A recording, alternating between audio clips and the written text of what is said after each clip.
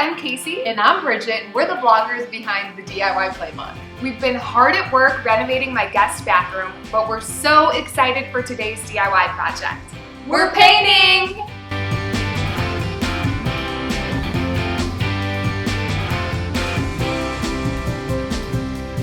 So painting a room is always our favorite because it can really transform any space. But picking the perfect color can be tricky. That's why we always recommend that you buy samples and put them on the wall first. Once I put up those dark gray paint colors, I knew that the perfect color was Peppercorn by Sherwin-Williams.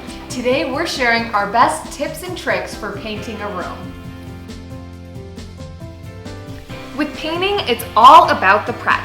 You want clean, smooth, and dry walls to start. I had some holes in the wall that needed filling before we could paint. So I sanded the area, added some lightweight spackling, let it dry, and then sanded again.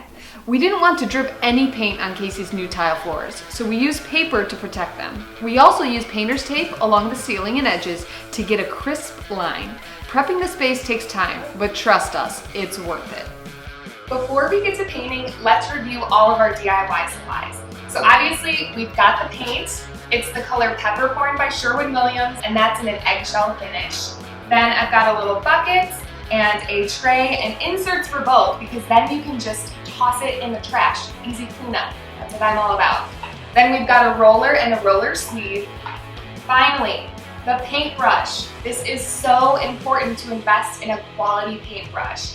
Yes, it's going to be a little more expensive, but if you buy one of those inexpensive ones, some of the hairs might fall off and get in your paint job. Ugh, not good for a good finish.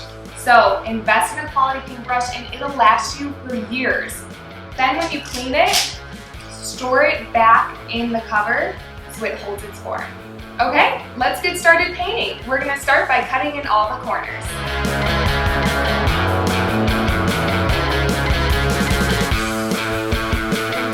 Casey just cut in, so now it's time to get rolling. I went ahead and dipped my sleeve in the paint. I'm gonna go ahead and paint the wall, making sure I stay in the same direction with the roller. After you've covered like a 4 or 5 foot section, go ahead and take the same roller and roll over it to get any excess paint off. This is called laying it off, and this will make sure that you don't have any drips or extra paint on the wall. We always suggest doing at least 2 coats of paint. In this room, that wasn't difficult because it's so tiny. In a full room, that can be a lot of time. But seriously, 2 coats is always a must for even coverage. Now that the painting's done, it's time to clean up. This is a quick trick to close the paint can and make sure that you don't get any excess splatter in your space. So go ahead and take the can's top, put it on, get an old wrap or towel, put it on the can, hammer it a few times closed, and you're all set. I'm officially in love with my new bathroom paint color.